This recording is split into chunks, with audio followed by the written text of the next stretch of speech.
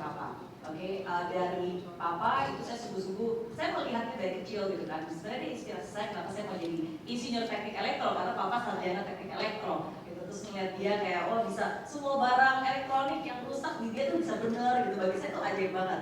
Zaman dulu ada yang namanya film MacGyver. Oke, tadi ada nggak tahu, belum lahir. Tahu.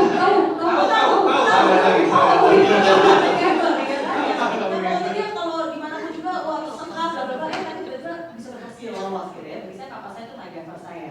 Jadi benar-benar inspirasi, kerja keras. Dari mama saya belajar tentang kekuatan iman.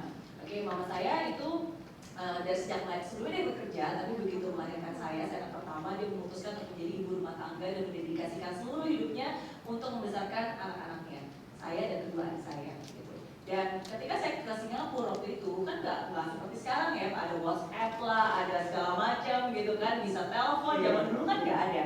Oke, tapi walaupun jauh dan mungkin mereka nggak bisa selalu ada di sisi saya, tapi saya percaya doa yang terselip di setiap ucapannya itu yang menguatkan saya.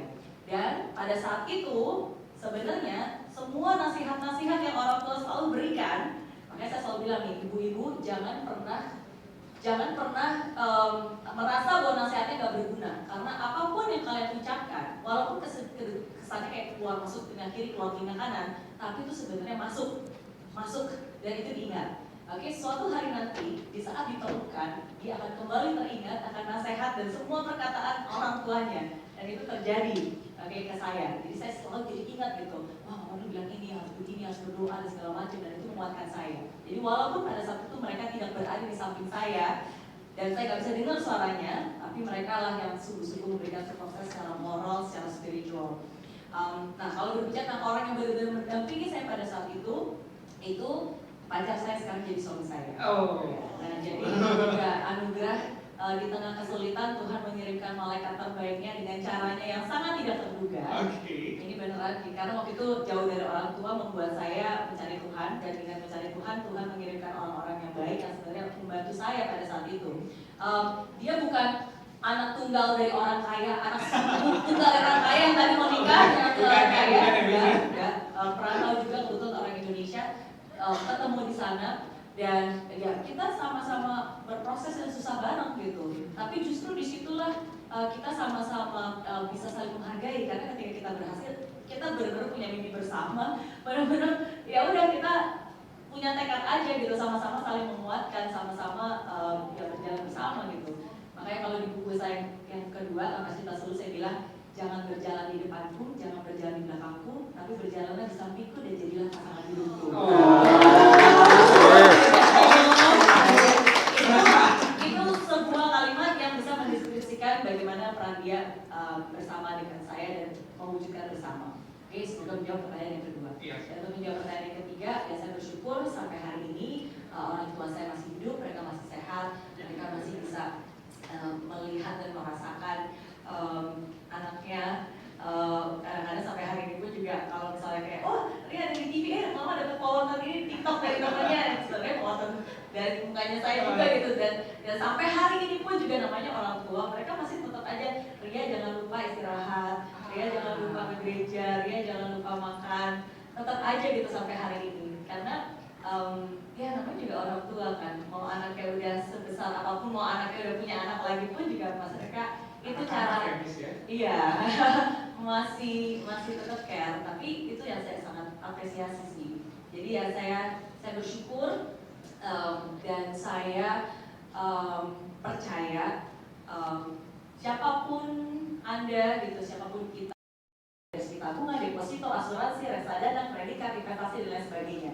Dan saya mulai lagi semua dari nol. Kenapa? Karena saya nggak punya background sales, nggak punya background marketing, nggak punya background finance. Ada yang tahu saya kuliah belajar apa? Ayo, tebak kira-kira kantong mahasiswa kuliah belajar apa? Saya lulus sebagai sarjana teknik elektro, tukang listrik sebenarnya, ya kan? Jauh sekali berbeda dengan apa yang saya tekuni. Jauh sekali berbeda dengan bisnis yang saya jalan di Singapura dan juga bisnis saya kembangkan di Indonesia. Tapi lagi-lagi, saya adalah orang yang sangat menghargai namanya proses. Kalau saya harus belajar lagi, ulang lagi dari awal, saya akan hargai prosesnya. Saya akan jalan dengan kesungguhan. Berani untuk keluar dari zona nyaman, untuk belajar, memperluas wilayah kenyamanan saya, sehingga saya bisa menjadi lebih baik baik lagi. Oke, nah dari situlah mungkin awal dari prosesnya. Nanti saya akan bisa ceritakan lebih banyak lagi. Mungkin pas lagi sesi Q&A, ya nanti bisa lebih banyak cerita-cerita juga yang bisa saya bagikan.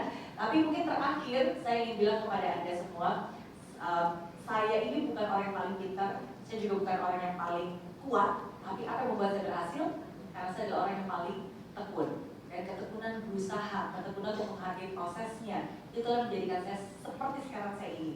Saya kerja 14 jam tiap hari non-stop 7 hari selama seminggu, saya bayar harga kesuksesan itu. Tidak mudah. Tapi saya percaya orang yang bekerja keras, dia akan menciptakan keberuntungan bagi dirinya sendiri. Jadi semuanya angkat tangan kanan tinggi-tinggi, tepuk pundak temannya sebelah kanan dan bilang, bro sisis, hidup itu jangan banyak protes, tapi harus berproses. Oke, berikan tepuk tangan sekali yang paling banyak buat semuanya. Thank you.